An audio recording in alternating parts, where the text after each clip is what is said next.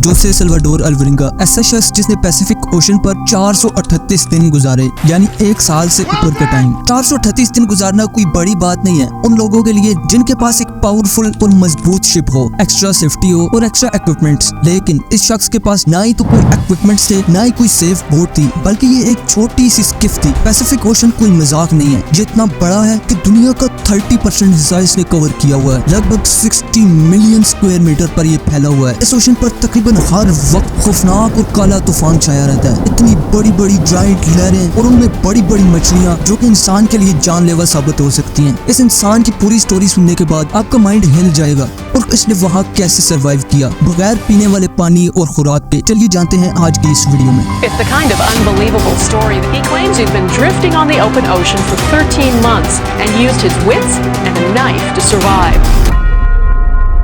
ये वक्त था सुबह का और इब्न अतोल पर एक हस्बैंड और वाइफ रसल और एमी अपने काम के लिए सूखे हुए कोकोनट्स प्रोसेस कर रहे थे कि तभी अचानक उनको जोर जोर से चीखें सुनाई दी समंदर के किनारे पर। वो जल्दी से उस तरफ भागे जहां उन्होंने एक पतला सा आदमी देखा जिसकी घनी बेढंगी सी लंबी दाढ़ी और लंबे बाल थे, जो अपने आप को क्रशिंग सर्फ से घसीट रहा था। अब इब्न अतोल मार्शल आइलैंड का हिस्सा है। शायद आप जानते होंगे कि मार्शल आइलैंड दुनिया की सबसे मुश्किल से पहुंचने वाले मकामात में से एक है। इतना दूर कि यूएस ने सेकेंड वर्ल्ड वॉर के बाद वहाँ 67 न्यूक्लियर बॉम्ब्स टेस्ट किए। जब आप इब्न अतोल जैसी जगह पर रहते हैं तो वहाँ गैर मतलूबा मेहमान बहुत ही कम आते हैं। इसलिए शुरू में रसल और एमी ने ये समझा कि ये अजनबी किसी गुजरती हुई कार्गो से गिर गया होगा, लेकिन जब हकीकत जो कि बाद में पता चली तो सबके रोंगटे खड़े हो गए। ऐसी हकीकत के जिसके बारे में कभी भी किसी ने सोचा ना होगा। ये आदमी सिर्फ स्पेनिश बोलता था और जब उनके दरमियान कोई कॉमन जुबान नहीं थी, रसल और एमी ने इब्न अतोल के मेन टाउन में मदद तलाश करने के लिए बोट राइड ली। अगले कुछ दिनों में उसने अपनी कहानी सुनाई। इस आदमी का नाम जोसे सल्वाडोर अल्वरिंगा था। उस आदमी का दावा था कि वो 17 नवंबर 2012 को मैक्सिको रियासत चियापस के साहिल से मछलियां पकड़ने के दौरान तूफान में खो गया था और तब से वो ड्रिफ्ट कर रहा था उस 23 फुट की स्किफ में।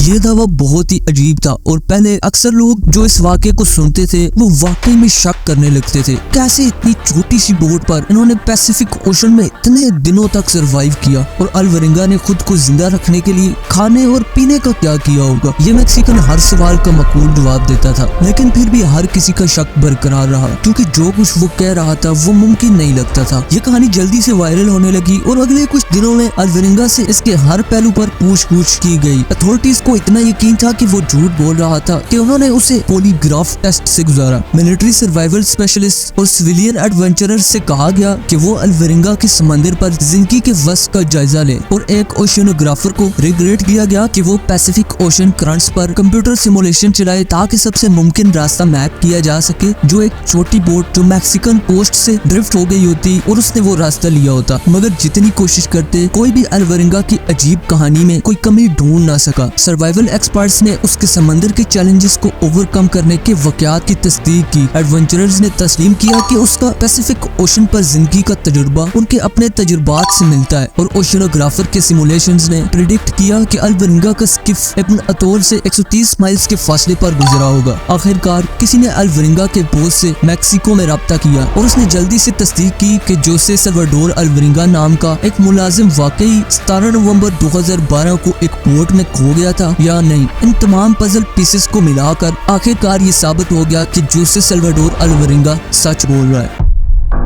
इस सब की शुरुआत अल्वरिंगा के मिलने से 14 महीने पहले हुई। एक मोटा कम बालों वाला जोसे अल्वरिंगा 1-2 दिन के लिए मछलियां पकड़ने वाले सफर पर निकलने वाला था। उसके लिए ये दिन किसी आम दिन की तरह था और उसे बिल्कुल भी अंदाजा नहीं था कि जब वो इस ट्रक से उतरकर बोट में चलेगा तो वो 1 साल से ज्यादा समंदर में भटकने वाला है। बस एक छोटी सी परेशानी ये थी कि उसका पुराना फिशिंग पार्टनर सफर के आखिरी लम्हे में कहीं और निकल गया था, इसलिए उसे एक नया पार्टनर तलाश करना पड़ा। वो बदनसीब 23 साल का इज़ेक्वाइल कार्डोबा था। इन दोनों ने पहले कभी साथ काम नहीं किया था, वो पहले कभी मिले भी नहीं थे, लेकिन उन्हें क्या ही पता था कि जान पहचान बनाने के लिए इनके पास 1 साल से ज्यादा का वक्त है। सफर का आगाज बहुत ही जबरदस्त था और कुछ ही देर में दोनों ने 500 किलोग्राम ताजा मछलियां पकड़ ली थी। आप कह सकते हैं कि सब कुछ बहुत ही अच्छी तरह हो रहा था, लेकिन फिर मौसम बदल गया। एक ट्रोमैटिक सीन का तस्वीर करें, तूफान ने उन्हें घेर लिया। जैसा कि वो एक छोटी सी बोट पर थे, उनके पास इतने ज्यादा इक्विपमेंट्स भी नहीं थे। अल्वरिंगा और कार्डोबा भीग चुके थे और जायंट लहरें उनकी बोट के साथ तेजी से टकरा रही थी। उनको ये भी डर था कि इन छोटी मछलियों का एक छोटी सी बोट पर होना, वो भी एक तूफान में, एक मछली के लिए ये बहुत ही बुरा टाइम होता है, क्योंकि बड़ी मछलियाँ शार्क्स वगैरह उन छोटी मछलियों से अट्रैक्ट होकर हमला कर सकती थी और उनके पास क्योंकि बोट भी छोटी थी तो खतरा और ज्यादा था। तो अल्वरिंगा ने ये मुश्किल फैसला किया कि सब कुछ समंदर में फेंक दिया जाए, ये सोचकर कि दोनों आदमी जल्दी से भूख से मरने के करीब हो जाएंगे। मुझे लगता है कि ये फैसला उसे बहुत अरसे तक सताता रहा होगा। तूफान पूरे 5 दिन तक बरकरार रहा और मुसलसल लहरों ने बोट के इंजन को बर्बाद कर दिया था और बोट पर हर एक इलेक्ट्रॉनिक चीज को खत्म कर दिया था। और सबसे अहम, उस बोट में एक जीपीएस और एक रेडियो भी था और उन लहरों की वजह से ये भी खराब हो गए थे। अल्वरिंगा ने अपने बॉस से एक SOS कॉल करने में कामयाबी हासिल की थी जब तक रेडियो काम कर रहा था, मगर उनकी पोजीशन पिन पॉइंट करने का कोई तरीका नहीं था। एक बहुत बड़ा सर्च और रेस्क्यू ऑपरेशन लॉन्च किया गया ताकि उनको ढूंढा जाए, मगर कंडीशन अब भी बहुत मुश्किल थी। और 23 फुट की स्किफ जिसमें ना तो सेल्स थे, ना डेक पर कोई स्ट्रक्चर और ना ही किसी किस्म की लाइट्स। 2 दिन के रेस्क्यू रिसर्च के बाद रेस्क्यू को कॉल ऑफ कर दिया गया और दोनों आदमियों को डेड तस्लीम कर दिया गया। अल्वरिंगा और कार्डोबा ने बाकी का तूफान उस बोट में रखे आइस बॉक्स में रहते हुए गुजारा। जब वो उस आइस बॉक्स से निकले, ठंडे, थके हुए और 5 दिन बाद बिल्कुल खराब बू से भरे हुए थे। उनको कोई अंदाजा नहीं था कि वो कहाँ हैं और हर तरफ जहाँ भी उनकी नजर जाती समंदर ही समंदर था। दिन की रोशनी में दोनों ने अपनी सिचुएशन का जायजा लिया तो वो इस नतीजे पर पहुंचे कि वो अब पूरी तरह से फंस गए हैं। उन्होंने अपनी सारी खुराक फेंक दी थी और उनके पास पानी भी नहीं था। उनकी मछलियां पकड़ने का सामान उन खौफनाक लहरों ने निगल लिया था और जो भी चीज जो बिजली के जरिए चलती थी वो सब खराब हो चुकी थी। सबसे ज्यादा परेशानी की बात ये थी कि उनके पास पीने को पानी नहीं था। इंसान खुराक के बगैर तो काफी देर तक जिंदा रह सकता है। स्कॉटमैन एंगस बारबियारी ने सिर्फ कॉफी, चाय और विटामिन का इस्तेमाल करके 382 डेज का लंबा टाइम गुजारा। हालांकि ये बिफोर और आफ्टर पिक्चर आपको ये अंदाजा दे चुकी होंगी कि उसने ये कैसे किया होगा। उसने इस दौरान 125 किलोग्राम वजन खोया, जो तारीख का सबसे लंबा फास्ट था। पानी के बगैर भी जिंदा रहना बहुत ही मुश्किल है। इस सिलसिले में वर्ल्ड रिकॉर्ड एंड्रियस मिहाविक्स के पास है, जिसे 1979 में किसी जेल में बंद करके भूल गए थे। उसे 18 दिन तक वहाँ छोड़ दिया गया था जब तक कि किसी ने गलती से उसे ढूंढ नहीं लिया। हैरत अंगेज तौर पर उसने मुकम्मल तौर पर सेहत हासिल कर ली थी। खैर, अल्वरिंगा और कार्डोबा ने एक बारिश इकट्ठा करने का निजाम बनाया जो एक बकेट के जरिए था, जो किसी तरह तूफान से बच गया था। और उन्होंने वक्त के साथ इस निजाम को बोटल्स और समंदर से इकट्ठे किए हुए प्लास्टिक के टुकड़ों के जरिए पहले से बेहतर बना दिया था, क्योंकि मछलियां पकड़ने का सामान खत्म हो चुका था और कई दिनों तक बिना किसी खुराक की गुजारा किया, जिसने उन लोगों को मजबूर कर दिया कि अल्वरिंगा ने अपने हाथों से मछलियां पकड़ने का तरीका निकाला। समंदर के ऊपर कुछ भी तैरता था तो वो जल्दी से उसको अपनी तरफ खींच लेते और अल्वरिंगा स्किफ के किनारे पर हाथ लटकाए पानी में मछलियों का इंतजार करता रहता जब तक कि कोई बेबस मछली उनके दरमियान आ जाती। फिर वो जल्दी से मछली को बोट में फेंक देता और इस तरह उनका खाना तैयार हो जाता।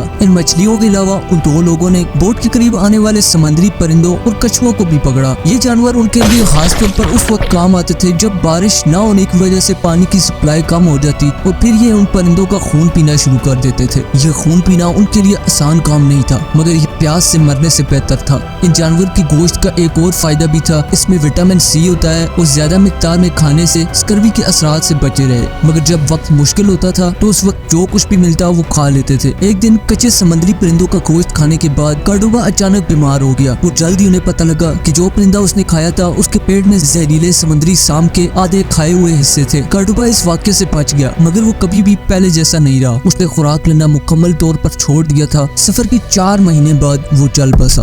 अल्वरिंगा के लिए ये सब बहुत ही मुश्किल था। वो 2 लोग इस मुश्किल वक्त में एक दूसरे के साथ हो गए थे और कार्डोबा के मरने के बाद अल्वरिंगा ने सिर्फ अपने दोस्त को ही नहीं खोया था, बल्कि अपनी इंसानियत से भी रिश्ता तोड़ दिया था।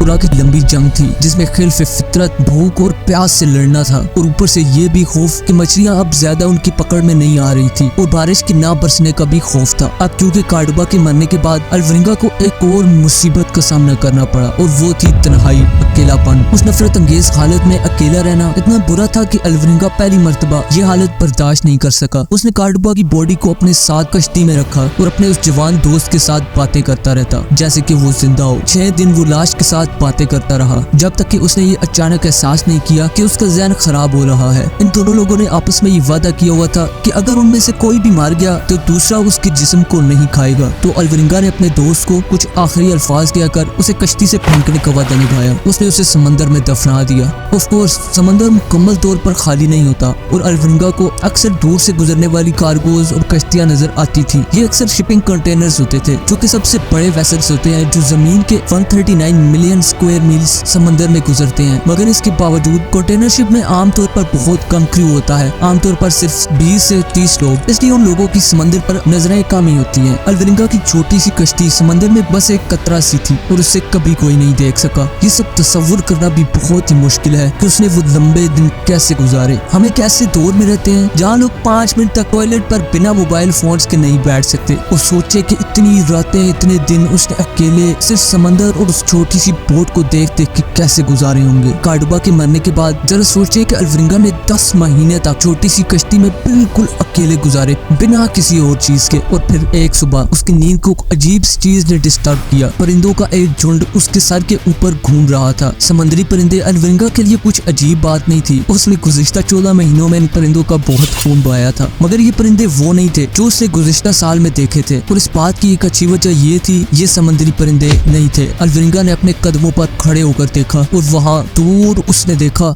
जमीन। कश्ती कोरल के ऊपर से गुजर गई, जो कि बाद में उसे पता चला कि वो इब्न अतोल था। और उसने सर के बल समंदर में छलांग लगा दी और चंद ही मिनटों बाद लहरों ने उसका थका हुआ जिस्म समंदर के किनारे पर फेंक दिया। जोसे सल्वाडोर अलवरिंगा के लिए ये वक्त कितना बुरा गुजरा था और उसमें कोई शक नहीं। समंदर के किनारे पर गिरना और अपनी उंगलियों के दरमियान वो रेत का महसूस करने का एहसास इंसानियत हिस्ट्री में सबसे अच्छा लम्हा गुजरा होगा। 1 साल से ज्यादा वक्त के बाद उसके पाँव फिर से जमीन पर थे। इब्न अतोल एक रॉ दायरा है जो 22 मुख्तलिफ जजीरों पर मुश्तमिल है और जिस पर अलवरिंगा का अचानक उतरना हुआ फुटबॉल के मैदान से भी छोटा था और मुकम्मल तौर पर वीरान था। मगर सिर्फ चंद मीटर दूरी पर रसल और एमी ने उसके चिल्लाने की आवाज सुनी जो कि हमारी कहानी को पूरा करते हैं। मगर ये कहना जरूरी है कि इब्न अतोल ये जमीन के सबसे दूर इलाके में से एक है और अगर उसका रास्ता कुछ माइल्स नॉर्थ या साउथ की तरफ होता तो वो यहाँ पर कभी ना आया होता और वहाँ से गुजर गया होता। अलवरिंगा की कहानी को सम अप करना मुश्किल है। ये उन चीजों में से एक है जो इंसानी ज़हन समझ नहीं सकता। उम्मीद करता हूँ आपको ये वीडियो पसंद आई होगी। मैं चलता हूँ अपनी नेक्स्ट वीडियो की रिसर्चिंग के लिए। तब तक आप ये वाली वीडियो देख सकते हैं जिसमें मैंने बताया कि 6 ऐसे लड़के कि जिन्होंने इस छोटे से आइलैंड पर 15 महीनों तक सर्वाइव किया। मैं मिलता हूँ आपको उसी वीडियो में।